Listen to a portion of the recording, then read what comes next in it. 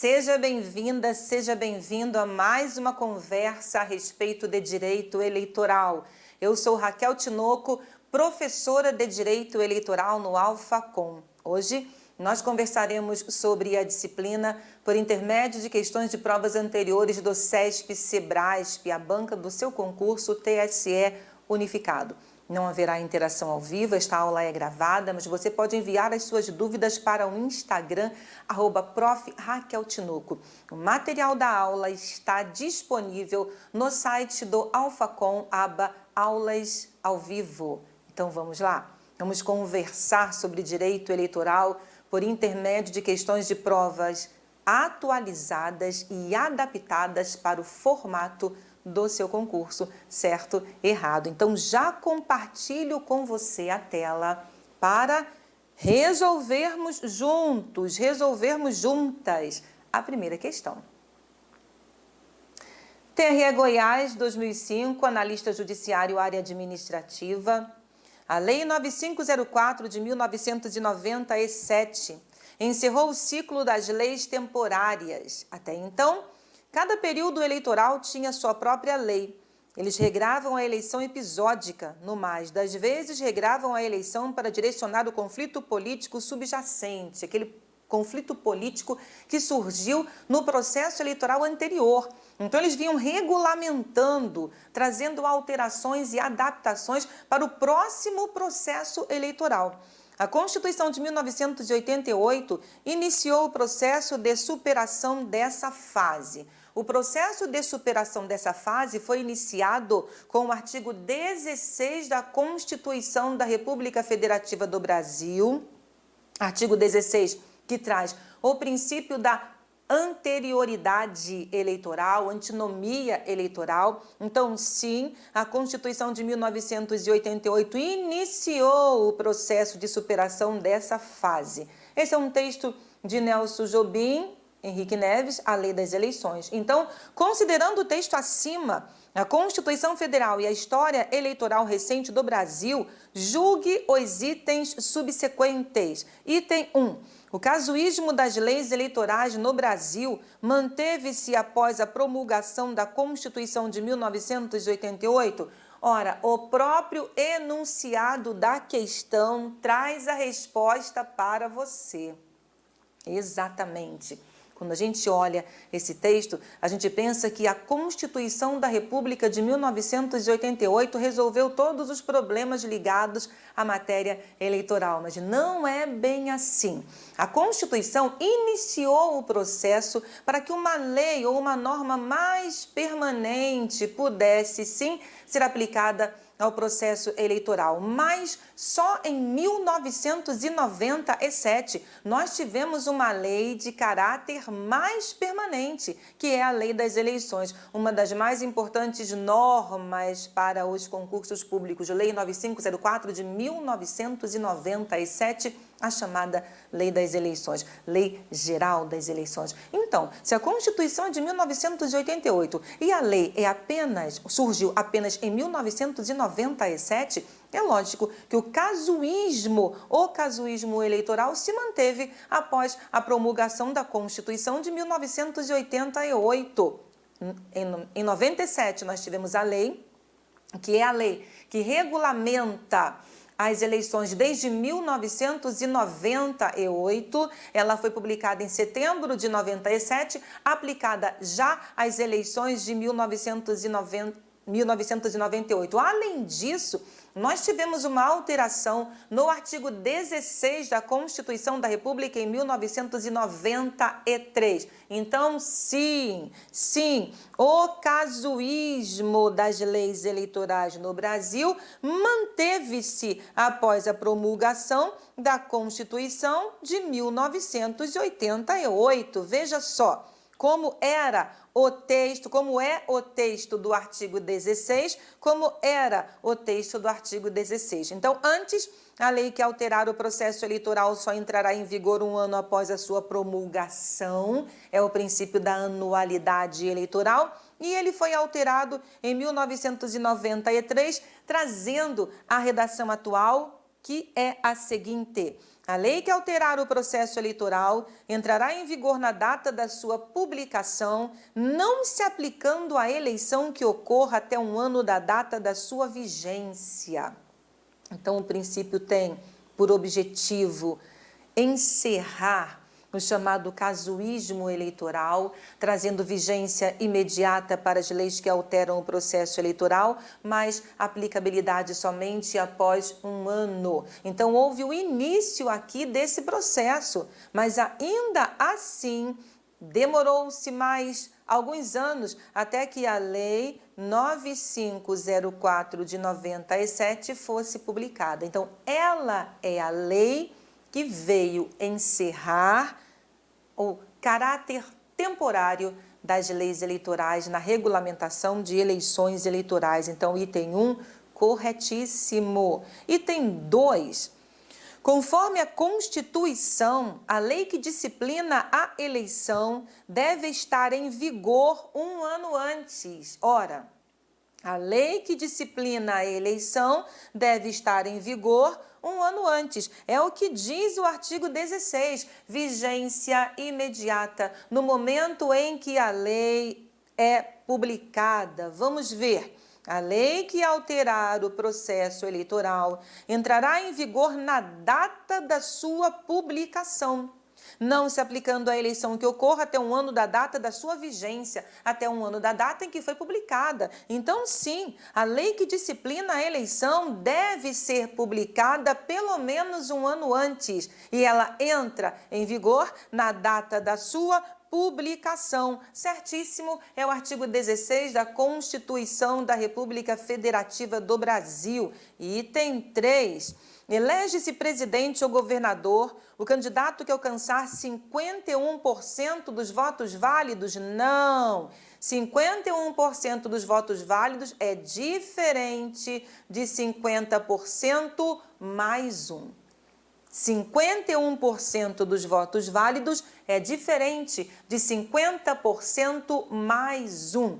Esse é o percentual exigido para que se eleja o chefe do Poder Executivo da União, presidente, governador, prefeitos de municípios com mais de 200 mil eleitores, maioria absoluta, princípio majoritário absoluto ou de 2 turnos. Esse é o princípio que elege presidente, governador, prefeito de municípios com mais de 200 mil eleitores. O princípio majoritário simples ou de um turno elege prefeito de municípios com menos de 200 mil eleitores e senadores. Então, 50% mais um é diferente de 51%. Vamos lá. Errado. O sistema majoritário consiste em declarar eleito o candidato que tenha recebido a maioria dos votos válidos. Votos válidos, você sabe, desprezados, brancos, desprezados, votos nulos. Essa maioria pode ser absoluta quando se elege no primeiro turno para o cargo do Poder Executivo o candidato que tenha alcançado o mínimo de 50% dos votos válidos mais um voto. E pode ser simples, hipótese em que se elege o candidato para os cargos de presidente, governador e prefeito que no segundo turno tenha puramente obtido mais votos que o segundo colocado. Então, no segundo turno, não se exige a maioria absoluta, basta um voto a mais. Então, está errado o item 3. Item 4. Nas eleições para prefeito, há segundo turno somente nos municípios com mais de 200 mil habitantes. As bancas amam trazer essa armadilha. Não é habitante, mas sim eleitor. Então, mais de 200 mil eleitores, eu terei segundo turno para prefeito. Menos de 200 mil eleitores, eu não terei segundo turno para prefeito. Não se trata do número de habitantes, mas trata-se do eleitorado local. 4, errado. será considerado eleito prefeito o candidato que obtiver a maioria dos votos, não computados os em branco e os nulos. A eleição do prefeito importará do candidato a vice-prefeito com ele registrado. O nome disso é chapa única e indivisível. Indivisibilidade e unicidade das chapas nos municípios com mais de 200 mil eleitores. Nos municípios com mais de 200 mil eleitores, aplicar-se-ão as regras estabelecidas nos parágrafos 1º a 3º do artigo anterior, ou seja, majoritário de 2 turnos. Será considerado eleito o candidato a presidente ou a governador que obtiver a maioria absoluta de votos, não computados os em branco e os nulos. Se nenhum candidato alcançar a maioria absoluta na primeira votação, far-se-á nova eleição no último domingo de outubro, concorrendo os 2 candidatos mais votados e considerando-se, neste caso, eleito que obtiver a maioria dos votos válidos.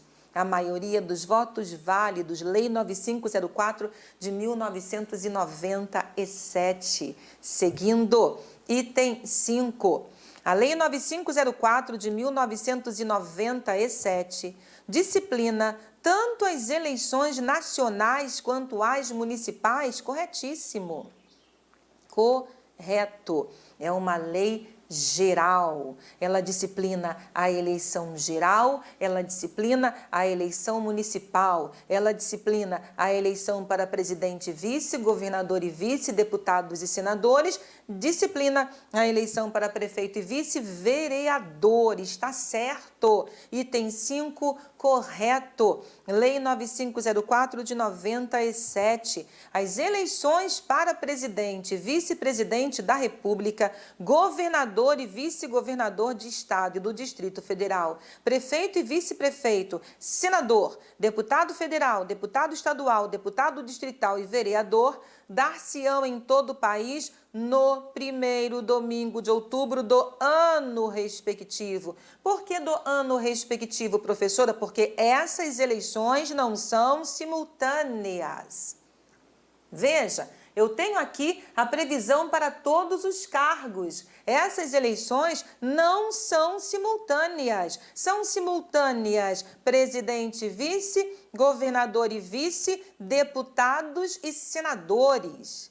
A eleição para prefeito, vice-prefeito e vereador acontecerá 2 anos depois. É o princípio da periodicidade nas eleições brasileiras. De 2 em 2 anos acontecem as eleições e, se você prestar atenção, isso não corresponde ao tempo do mandato, ou da regra dos mandatos no Brasil. A regra é mandato de 4 anos, no mínimo. Certo? 4 anos. A exceção é senador, 8 anos. Então, as eleições acontecem durante mandatos em curso. Certo? Então, eleição de 2024, simultânea, prefeito, vice-prefeito, vereador. Eleição de 2026, geral, simultânea, presidente e vice, governador e vice, deputados e senadores. Tudo bem? Por isso a lei teve o cuidado de trazer para você do ano respectivo, para que você não pense que essas eleições estão acontecendo ao mesmo tempo, certo? Ao mesmo tempo. Então, item 5, correto. Conforme prescrevem a Constituição Federal e o Código Eleitoral, a estrutura da Justiça Eleitoral brasileira contempla diversas particularidades em relação ao sistema de outros países. No Brasil, a Justiça Eleitoral é responsável não apenas pelo poder judicial dos processos eleitorais que lhe é próprio, atividade típica, jurisdicional, afinal, estamos falando de órgãos do Poder Judiciário, mas também pela administração das eleições, a atividade administrativa da Justiça Eleitoral, tarefa que em muitos países cabe ao Poder Executivo.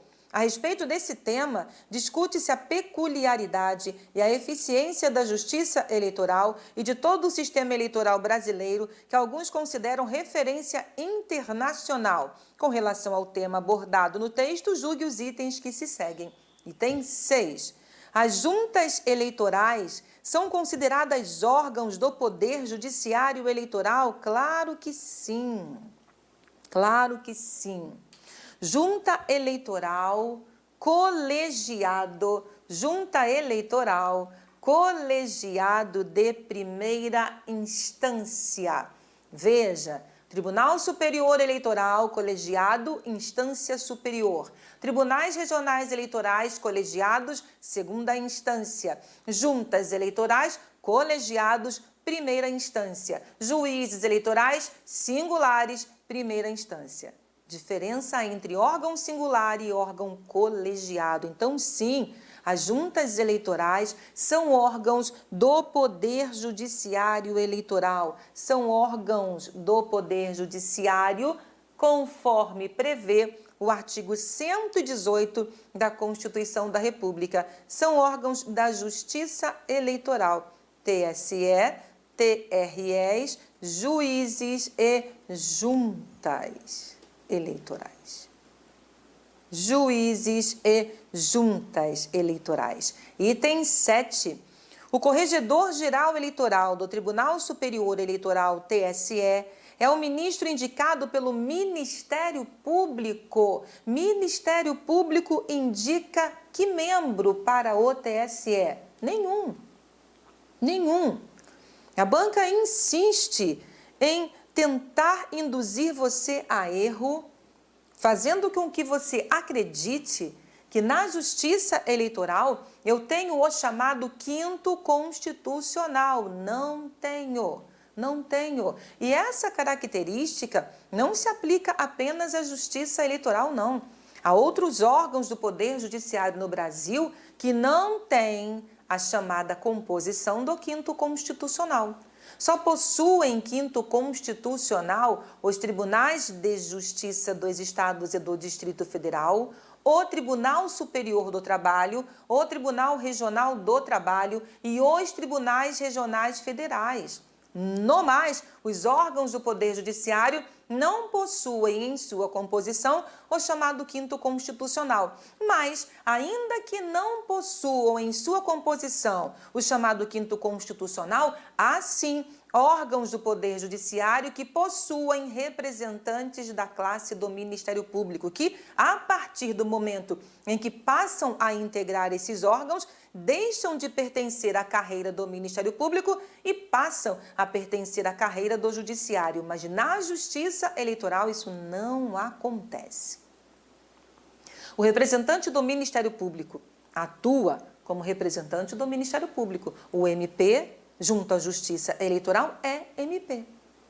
É instituição permanente, essencial à função jurisdicional do Estado, incumbindo-lhe a defesa da ordem jurídica, do regime democrático e dos interesses sociais e individuais indisponíveis. É o MP atuando perante a Justiça Eleitoral, mas na estrutura dos órgãos da Justiça Eleitoral não existem representantes do Ministério Público. Então, isso está errado. O Tribunal Superior Eleitoral elegerá seu presidente e o vice-presidente dentre os ministros do Supremo Tribunal Federal e o corregedor eleitoral dentre os ministros do Superior Tribunal de Justiça. Então, mesmo que nós tivéssemos um representante do Ministério Público integrando o TSE, ele não seria o corregedor, certo? Ele não seria o corregedor eleitoral. Mas nós não temos representantes do Ministério Público integrando a Justiça Eleitoral. Seguindo, item 8. Os ministros do TSE têm substitutos ou suplentes que votam na ausência de um titular, na hipótese de interpretação do Código em face da Constituição da República. Os ministros do TSE têm substitutos ou suplentes que votam na ausência de um titular, na hipótese de interpretação do Código em face da Constituição da República. Isso está certo. Isso está certo. Na verdade, os substitutos ou suplentes estão ali justamente para a composição de quórum. Eles só vão atuar quando convocados. Então, por isso, eu tenho membros efetivos e membros substitutos. Os substitutos estão ali para atuarem na ausência e impedimento de um membro efetivo. E isso se faz também nas hipóteses em que se exige quórum integral para discutir determinadas matérias, como é o caso aqui. Nós temos no Código Eleitoral, tanto para o TSE quanto para o TRE, quórum regra e quórum exceção. Então, eu tenho quórum regra, o Tribunal Superior Eleitoral, os tribunais regionais eleitorais deliberam com a presença por maioria de votos em sessão pública, na presença da maioria dos membros. Por maioria de votos em sessão pública, na presença da maioria dos membros. Então, isso é a regra, mas nós temos exceções. Nós temos matérias que exigem a presença de todos os membros, tanto do TSE quanto dos tribunais regionais eleitorais. E essa é uma das matérias que exigem quórum pleno. Veja, certíssimo. O Tribunal Superior delibera por maioria de votos em sessão pública com a presença da maioria dos seus membros. O Tribunal Superior delibera por maioria de votos em sessão pública com a presença da maioria de seus membros, ou seja, maioria absoluta presente, sessão pública em regra, maioria relativa de votos. Então, isso quer dizer que, tendo o TSE 7 membros, eu preciso, em regra, que pelo menos 4 estejam presentes, 4 além do presidente, que vai presidir a sessão. E, para deliberar, com esse quórum mínimo presente, eu preciso de pelo menos 3 votos. Por quê? Eu estou falando de maioria de votos, é a maioria dos votos daqueles que estão presentes. Quórum é número mínimo exigido, então no mínimo. Agora, existem matérias que vão exigir quórum de presença integral. Veja, as decisões do Tribunal Superior, assim na interpretação do Código Eleitoral em face da Constituição e cassação de registro de partidos políticos, como sobre quaisquer recursos que importem anulação geral de eleições ou perda de diplomas, só poderão ser tomadas com a presença de todos os seus membros. Quórum de presença, 7 membros. E se esses membros estiverem impedidos, no finalzinho do parágrafo, você tem a solução. Se ocorrer impedimento de algum juiz, será convocado o substituto ou respectivo suplente. Então, veja, os ministros do TSE têm substitutos ou suplentes que votam na ausência de um titular, na hipótese de interpretação do Código em face da Constituição da República. É uma das matérias que exigem quórum integral de presença. Isso também se aplica ao TRE, só que o quórum mínimo de exceção para o TRE vai trazer, é lógico, outras matérias de competência dos tribunais regionais eleitorais. Passemos para o item 9. Cabe ao TSE responder às consultas sobre matéria eleitoral formulada por vereadores e prefeitos? Será? TSE, estamos falando da função consultiva. Veja que a banca já explorou função jurisdicional, já explorou função administrativa e agora está explorando função consultiva. Sim, cabe à Justiça Eleitoral, especialmente por intermédio do Tribunal Superior Eleitoral e dos tribunais regionais eleitorais, responder a consultas. É a chamada função consultiva, que só é exercida por esses dois órgãos, TSE e TRE. Juiz eleitoral não responde a consultas. Junta eleitoral não responde a consultas. Agora, além de serem apenas os dois órgãos competentes para responder a essas perguntas, eu preciso saber quem são os legitimados perante cada um desses órgãos. E é isso que a banca está perguntando. O TSE vai responder a uma consulta feita por um vereador e por um prefeito? Não vai, não vai. Isso não é competência do TSE. Por quê? Veja bem, compete ainda privativamente ao TSE responder. Então, olha bem quantos detalhes você tem aqui. Compete ainda privativamente ao TSE. Ora, se eu estou dentro do artigo 23, compete ainda privativamente ao TSE, eu estou tratando de matéria administrativa e não de matéria jurisdicional. Matéria administrativa e não matéria jurisdicional. Logo, a resposta às consultas não tem caráter jurisdicional.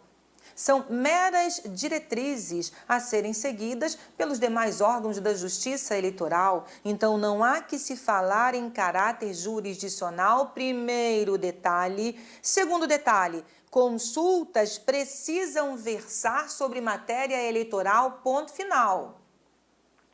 Eles não vão responder a perguntas que versem sobre outras matérias, não. Consultas devem versar sobre matéria eleitoral. Consultas têm que ser feitas em tese, situações abstratas, hipotéticas. Eles não responderão a consultas feitas sobre casos concretos.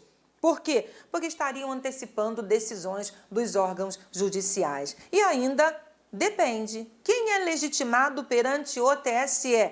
A autoridade com jurisdição federal ou órgão nacional de partido político? Perante o TSE, a autoridade com jurisdição federal ou órgão nacional de partido político. Ora, prefeito e vereador não são autoridades com jurisdição federal, ao contrário, são autoridades que exercem o seu conjunto de atribuições dentro de um município. Então, enviar uma pergunta ao TRE, eles podem. Enviar uma pergunta ao TSE, ela não será recebida, ela não será respondida, eles não são legitimados. Item 10. É competência do Tribunal Superior Eleitoral julgar os crimes eleitorais cometidos pelos juízes eleitorais de primeira instância? Não, essa competência não é do TSE, essa competência é do TRE, é competência do TRE julgar os crimes eleitorais cometidos pelos juízes eleitorais de primeira instância. Por quê? Porque eu tenho juízes de segunda instância, que são os membros de TRE. Eu tenho ministros em instância superior, então não cabe ao TSE, cabe ao TRE. Não esqueça, a competência originária penal do TSE foi esvaziada pelo texto constitucional. Não esqueça disso. A competência penal originária do TSE foi esvaziada pelo texto da Constituição da República Federativa do Brasil, artigos 103 e 105, artigo 102, 103, competência do STF, e 105, competência do STJ. Seguindo, errado, artigo 29, inciso 1º do Código Eleitoral. Item 11. Compete ao Tribunal Regional Eleitoral julgar os conflitos de jurisdição entre os juízes eleitorais do Estado. Compete ao Tribunal Regional Eleitoral julgar os conflitos de jurisdição entre os juízes eleitorais do Estado. Isso está certíssimo. Isso está certo. Do mesmo Estado, TRE. De estados diferentes, TSE. Do mesmo Estado, TRE. De estados diferentes, TSE. Então, conflito de competência entre TREs, conflito de competência entre juízes eleitorais de estados diferentes, TSE. Conflito entre juízes eleitorais do mesmo estado, TRE. Certíssimo. Compete aos TREs processar e julgar originariamente os conflitos de jurisdição entre juízes eleitorais do respectivo Estado. Entre juízes eleitorais do respectivo Estado. Seguindo. Item 12. Na ausência de juiz de Tribunal Regional Eleitoral designado pelo Tribunal de Justiça, pode substituí-lo juiz suplente do mesmo tribunal, ainda que indicado pela ordem dos advogados? Opa. Na ausência de juiz de Tribunal Regional Eleitoral designado pelo Tribunal de Justiça. Se nós estamos falando de juiz de Tribunal Regional Eleitoral, é membro do TRE. Membro do TRE, oriundo da classe de magistrados, Tribunal de Justiça local. Pode substituí-lo juiz suplente do mesmo tribunal. Veja, tem juiz suplente do mesmo tribunal? Na ausência de juiz de Tribunal Regional Eleitoral designado pelo Tribunal de Justiça, pode substituí-lo suplente do mesmo Tribunal de Justiça, ainda que indicado pela ordem dos advogados? Ainda que indicado pela ordem dos advogados, veja, OAB não participa do processo de escolha. OAB não participa do processo de escolha. Não esqueça disso. Não esqueça disso. Então, não há que se falar em participação da Ordem dos Advogados do Brasil na escolha de representantes para o TSE e para os tribunais regionais eleitorais. Como eu disse a você, a banca fica tentando induzir a erro. Então, isso está errado. OAB não participa do processo de indicação de membros para a Justiça Eleitoral. Não participa. Quem vai eleger os representantes do Tribunal de Justiça Local para o TRE é o próprio Tribunal de Justiça Local. O Tribunal de Justiça elege 2 desembargadores e 2 juízes de direito. Quem faz essa eleição é o TJ local, não tem nenhuma participação da OAB. Então, errado, artigo 120 da Constituição da República Federativa do Brasil. Item 13. É de competência da Junta Eleitoral resolver as impugnações e outros incidentes verificados na apuração dos votos? A Junta é responsável pela apuração dos votos? Sim. A Junta é responsável pela apuração dos votos e também pela fase de contagem desses votos, contagem e apuração dos votos. Então, sim, cabe à Junta Eleitoral resolver as impugnações e outros incidentes verificados na apuração dos votos, onde está a previsão, artigo 40 do Código Eleitoral. Compete à Junta Eleitoral resolver as impugnações e demais incidentes verificados durante os trabalhos da contagem e da apuração dos votos. Esse é o papel principal da Junta Eleitoral, a apuração, além da diplomação de eleitos para os cargos de prefeito, vice-prefeito e vereador. Certo? Esse é o principal papel da Junta. Cuidar de toda a fase de apuração, de contagem de votos, resolução de impugnações e recursos que forem apresentados nesta fase, certo? Impugnações, recursos que forem apresentados nesta fase, qualquer incidente e ainda proclamar o resultado de uma eleição municipal e expedir o respectivo diploma aos titulares e aos respectivos suplentes. Então, esse é o principal papel de uma junta eleitoral. A junta, não esqueça, é um órgão colegiado temporário. Nasce e é dissolvido. Ele nasce 60 dias antes do pleito e é dissolvido após a apuração ou após a diplomação em eleições municipais. Item 14. Ordenar o registro e cassação de candidato à eleição municipal é competência do Tribunal Regional Eleitoral? Não. Candidato municipal, nesse caso, é competência do juiz eleitoral. Quem registra, cassa o registro. Quem registra, cassa o registro. Então, quais são os órgãos responsáveis por registro de candidaturas? TSE, registro e cassação de registro de presidente e vice-presidente.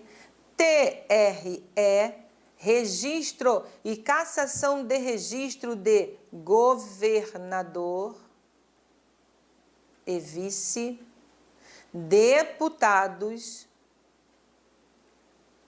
e senadores. Juiz eleitoral,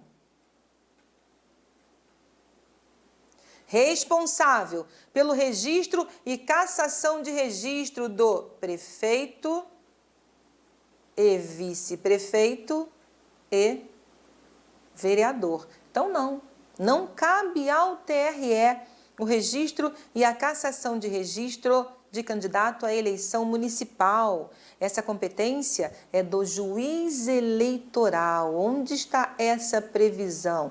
Artigo 35 do Código Eleitoral. Artigo 35 do Código Eleitoral. Adaptada e atualizada, vamos. Conforme o Código Eleitoral, compete ao TSE a expedição de instruções para regulamentar o processo eleitoral. Tendo em vista a instituição de tecnologias modernas no processo eleitoral, mediante processamento eletrônico de dados, o TSE expediu a resolução número 23.659 de 2021, que disciplina o alistamento e os serviços eleitorais por meio dessa tecnologia. Com base na resolução número 23.659 de 2021, julgue os seguintes itens. Item 15. É admitido o alistamento no ano da eleição do jovem que completar 16 anos de idade até o dia do pleito? É admitido o alistamento no ano da eleição do jovem que completar 16 anos de idade até o dia do pleito?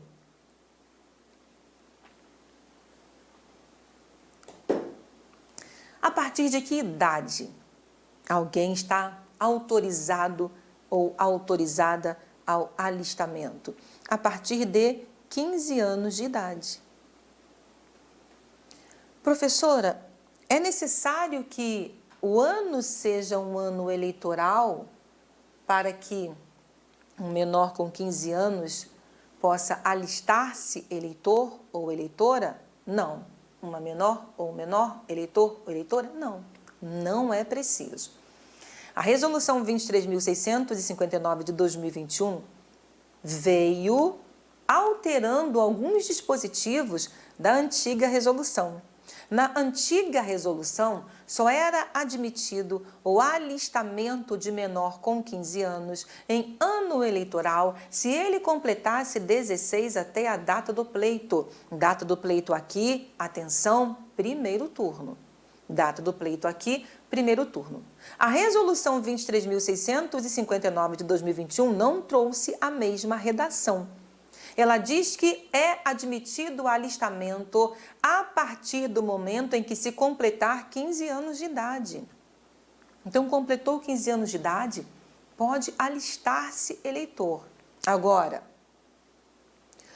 a aquisição efetiva dos direitos políticos e a possibilidade de exercer o direito de voto somente com 16 anos de idade. Do contrário, a resolução estaria contrariando o texto da Constituição da República, que afirma que o alistamento e o voto são facultativos a partir dos 16 anos de idade. Então, alistamento com 15, mas voto com 16, certo? Alistamento com 15 e voto com 16. Outra coisa, ele só estará autorizado a votar se ele completar 16 anos até a data do primeiro turno e, inclusive, na data do primeiro turno. Veja como é a redação da resolução hoje.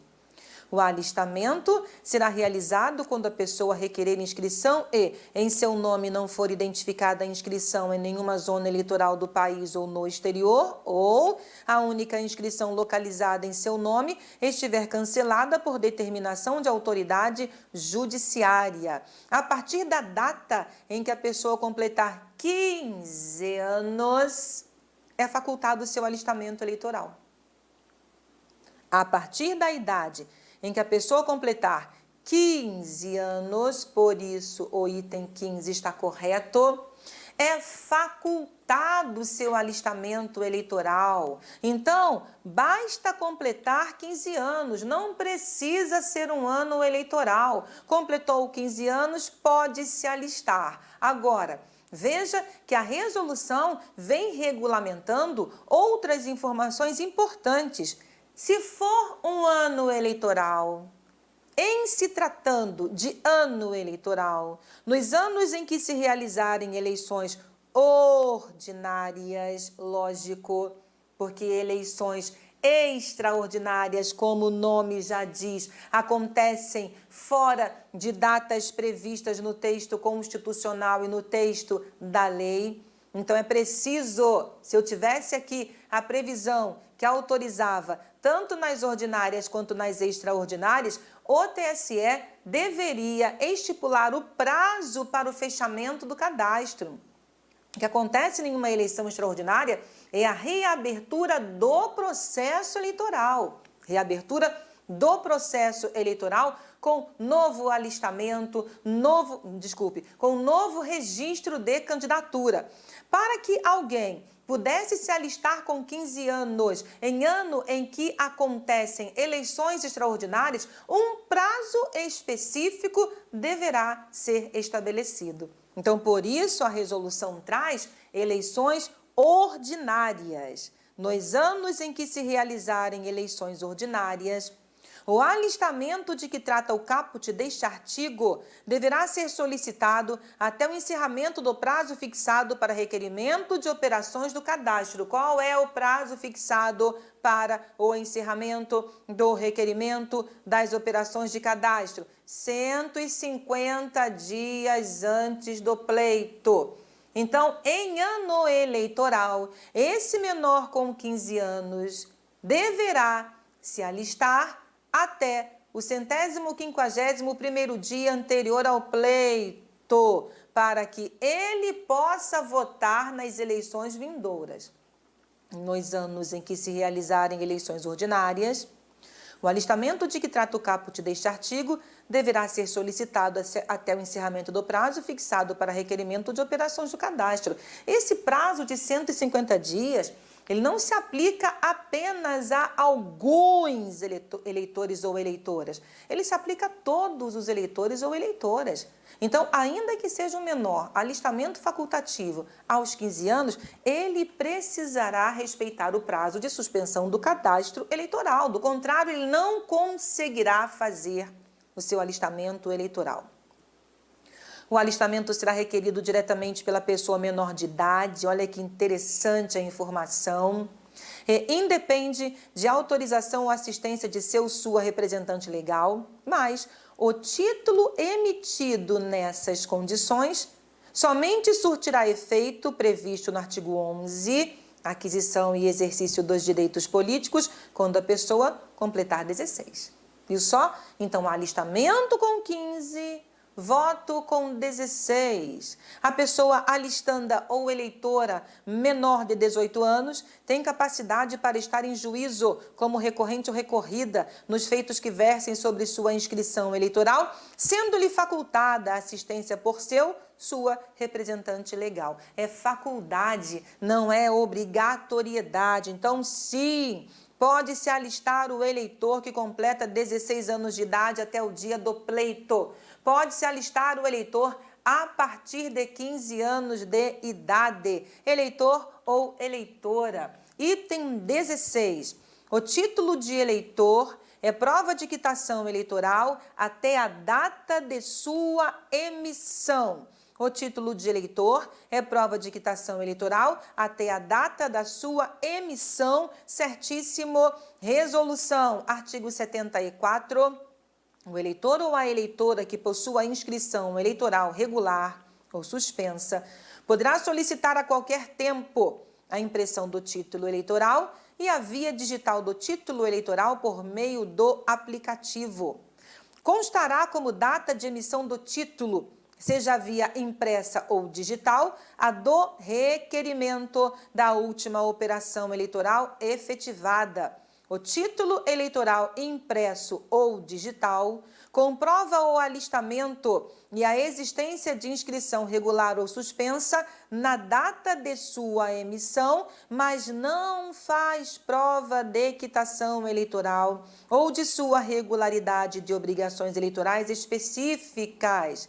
A via impressa do título somente será entregue pela atendente da Justiça Eleitoral à pessoa eleitora, vedada a interferência ou intermediação de terceiros. O que a banca quer dizer com isso? O título faz prova de quitação eleitoral até a data da sua emissão porque exige-se, antes da efetivação de qualquer operação do cadastro eleitoral, antes do alistamento, da transferência, da revisão, da segunda via, um batimento prévio, uma varredura no sistema. E é essa varredura que vai indicar qual operação a ser efetivada. Então, vejamos, se houve uma varredura no sistema e se constatou-se naquele momento que você está regular com a Justiça Eleitoral, que não existe nenhuma pendência, ao ser emitido o título, ele prova a sua quitação até aqui. Agora, ter o título não é prova de quitação eleitoral. Por quê? Eu posso ter o título e nunca mais votar, certo? Deixar de votar em 3 eleições consecutivas. Já estou lá, na fase de cancelamento. Minha inscrição pode até estar cancelada e eu tenho um título. Então, o título não prova a quitação com a Justiça Eleitoral. Ele faz prova até a data da sua emissão, porque houve um batimento prévio para que ele fosse emitido. Agora, a partir dali, eu terei que comprovar a minha quitação eleitoral por intermédio de certidões. Certidão de quitação eleitoral. Então, a prova de quitação em relação ao título se dá até a sua emissão. Depois, não basta ter o título para que eu comprove estar quite com a Justiça Eleitoral.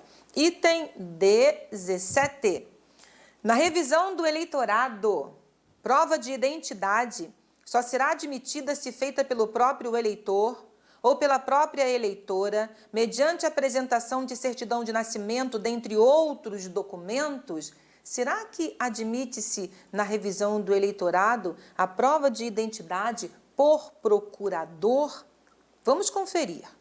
A prova de identidade só será admitida se feita pelo próprio eleitor ou pela própria eleitora, mediante a apresentação de um ou mais dos documentos especificados no artigo 34 da resolução, ou seja, corretíssimo, um dos documentos especificados como requisitos para o alistamento. A certidão de nascimento é um dos documentos. A prova de identidade somente será admitida se feita pelo próprio eleitor ou pela própria eleitora. Quais documentos podem comprovar a minha identidade?